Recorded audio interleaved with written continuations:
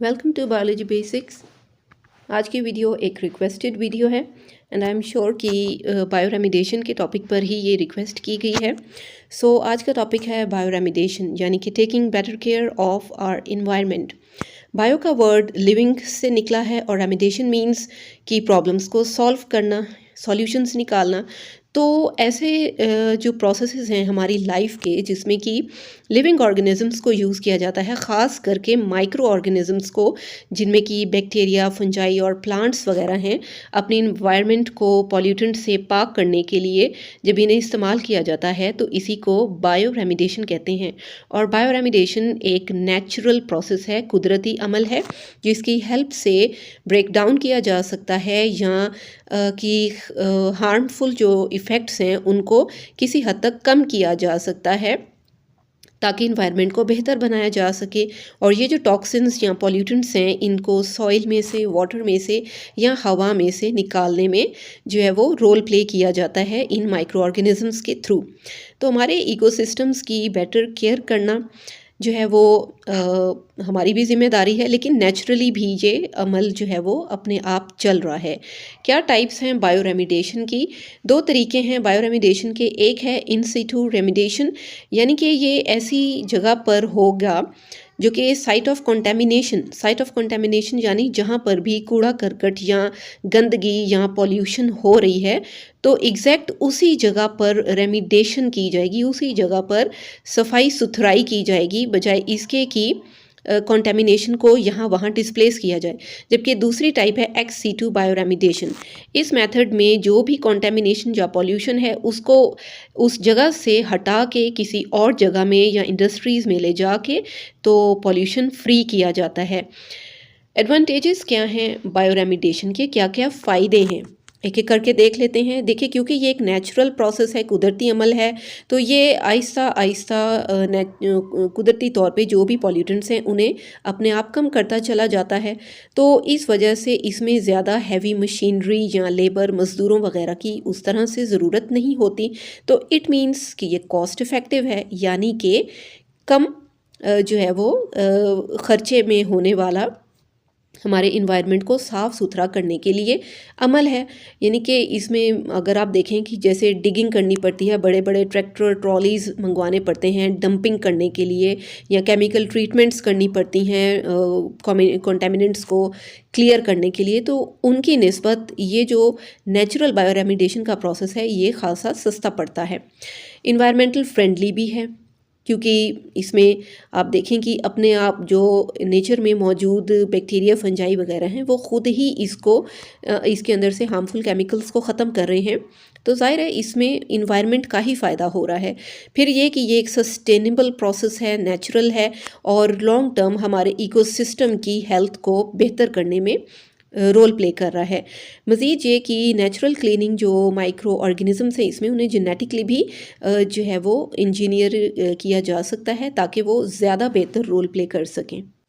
फिर जो diverse applications हैं उनमें ये कि अगर कहीं ऑयल गिर जाता है कोस्टल एरियाज़ में, साहिली इलाकों में, तो वहाँ से इन्हें क्लीन करवाया जा सकता है।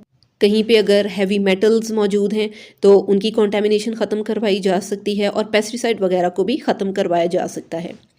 मैकेनिज़्म क्या है बायो रेमिडेशन का? देखें, बायो रेमिडेशन की कुछ ख़ास स्टेप्स हैं कि किन बेसिस पे ये हो सकता है। कुछ ख़ास किस्म के बैक्टीरिया या फंजाई जो हैं उनको पॉल्यूशन वाली इन्वायरमेंट में ग्रो करवाया जाता है, और फिर ये जो माइक्रोब्स हैं ये कुछ ख़ास किस्म के कंटेमिनेंट्स, जिनमें कि गिरे हुए ऑयल हैं या ख़ास किस्म के टॉक्सिन्स या पेस्टिसाइड्स हैं, या इवन के घरेलू जो कूड़ा करकट होता है, तो उसको भी ये यूटिलाइज़ कर सकते हैं अपनी फूड के तौर पे और अपनी एनर्जी के तौर पे। देखिए, जो चीज़ हमारे लिए यूज़फुल नहीं है वो इन माइक्रो ऑर्गेनिजम्स के लिए कारामद साबित होती है, इसलिए वो इसको यूटिलाइज़ कर लेते हैं और हमारा फ़ायदा हो जाता है, हमारा भी फ़ायदा हो जाता है, उनका भी फ़ायदा हो जाता है।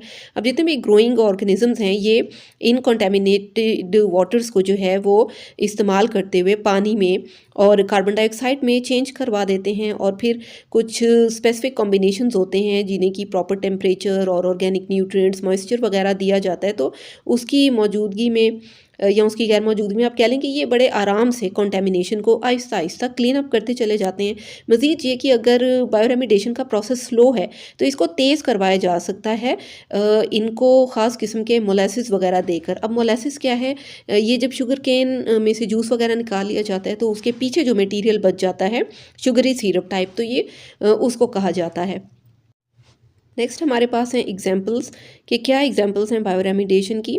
देखिए जो ऑयल कैरिंग शिप्स हैं उनमें से अक्सर ऑयल स्पिल हो जाता है, तो जो टेस्मन स्पिरिट था कराची सी पोर्ट के पास, वो उसका पानी एक बार इसी तरह ऑयल गिरने की वजह से कॉन्टेमिनेट हो गया और उसका सी शोर भी, उसकी सैंड भी, सब कुछ आसपास के एरियाज बुरी तरह से इफेक्ट हो गए।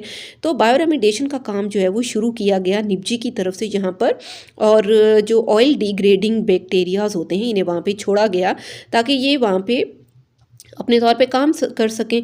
और इस चीज़ को प्रिपेयर किया गया था atomic energy medical centre AEMC Karachi में, और डेली स्प्रे किया जाता था बैक्टीरियाज का, न्यूट्रिएंट्स का, बायोसर्फेक्टेंट्स का, जिन्हें के पानी में मिक्स करके फिर आगे छोड़ दिया गया। और इसको तकरीबन 75 डेज़ के लिए छोड़ा गया, और 75 डेज़ के अंदर अंदर ये सारा सी शोर, ये जितना भी साहिल इलाका था, ये जितना भी पानी इफेक्ट हुआ था ऑयल गिरने की वजह से, वो सारा जो है वो बड़े अच्छे तरीके से क्लियर कर लिया गया।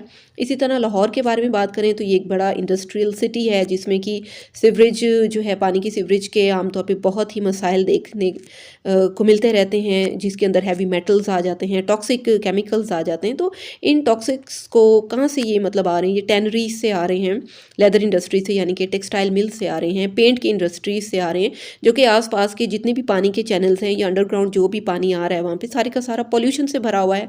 तो जो बायोरेमिडिएशन की टेक्निक्स हैं उनको अप्लाई करके इस सारे के सारे पानी को बड़ी आसानी से साफ़ किया जाता है।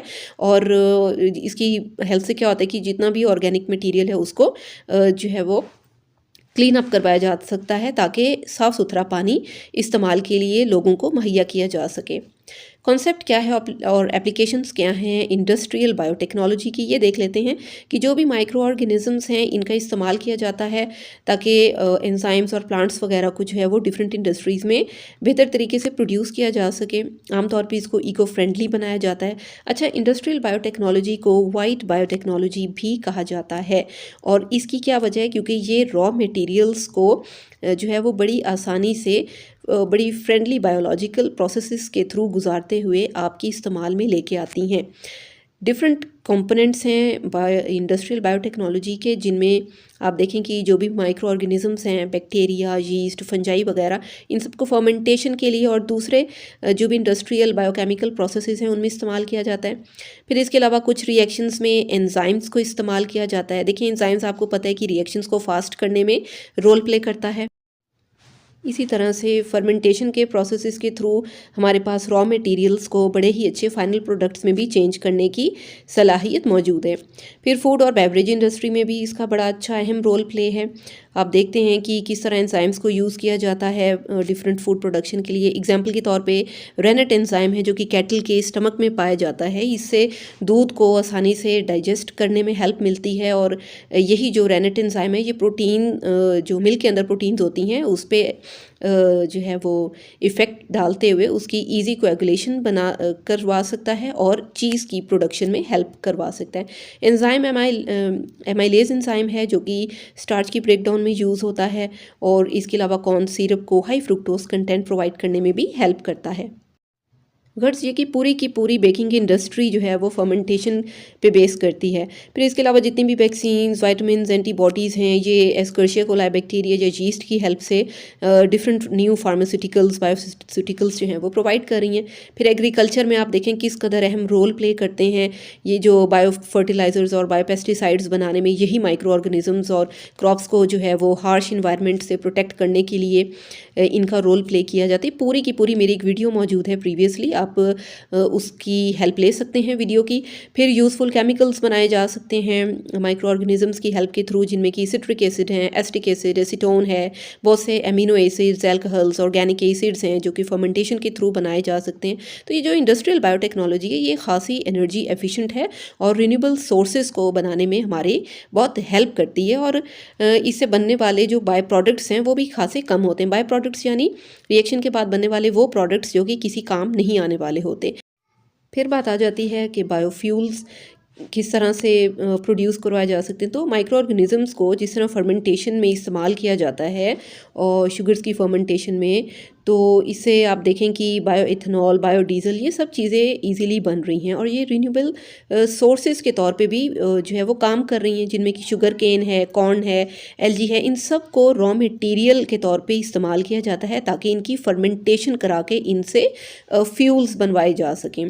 ठीक है, तो जो इस तरह की ऑल्टरनेटिव जो ये मेथड्स हैं एनर्जी बनाने के लिए, ये फॉसिल फ्यूल को इस्तेमाल करने से ज़्यादा बेहतर हैं, क्योंकि फॉसिल फ्यूल को इस्तेमाल करने से आपको पता है कार्बन एमिशंस होती हैं और कार्बन एमिशन हमारी इन्वायरमेंट के लिए कोई ख़ास जो है वो अच्छी साबित नहीं होती। इससे सिर्फ़ और सिर्फ पॉल्यूशन बढ़ती है और कुछ नहीं। तो गर्ल्स, जो बायोरेमिडेशन है, जो इन्वायरमेंटल प्रोटेक्शन के ये जितने भी मेथड्स आपके साथ डिस्कस किए हैं, ये सब के सब जो हैं हमारी इन्वायरमेंट को डिटॉक्सीफाई कर रहे हैं, ऑयल स्पिल से, हैवी मेटल से, इंडस्ट्री से निकलने वाले वेस्ट से। तो इस पे तो जितनी भी बात की जाए कम है। तो जो भी माइक्रो ऑर्गेनिज़म्स जो है वो इस काम के लिए यूज़ किए जा सकते हैं, उनको यूज़ में ला के पॉल्यूशन को जो है वो दूर किया जाता है और इन्वायरमेंट को इंसानों के लिए, जानवरों, पौधों के लिए, सब के लिए पॉल्यूशन फ्री बनाया जा सकता है। ख़ासा सस्टेनेबल जो है ये तरीक़ाकार है, कुछ कुदरत की तरफ से, नेचर की तरफ से, तो जिस पे कुछ तो नेचर अपना रोल प्ले कर रहा है और कुछ ह्यूमन बीइंग्स जो हैं वो टेक्नोलॉजी के थ्रू इसको यानी कि इन्वायरमेंट को क्लीन अप करने में अपना अहम रोल प्ले कर रहे हैं। So this is it. I hope that the video was useful. If yes, तो इसको लाइक करें और फ्रेंड्स के साथ भी शेयर करें, उनको भी फ़ायदा हो सके, और नई आने वाली वीडियोज़ के लिए चैनल को सब्सक्राइब कर लें। Thank you for watching.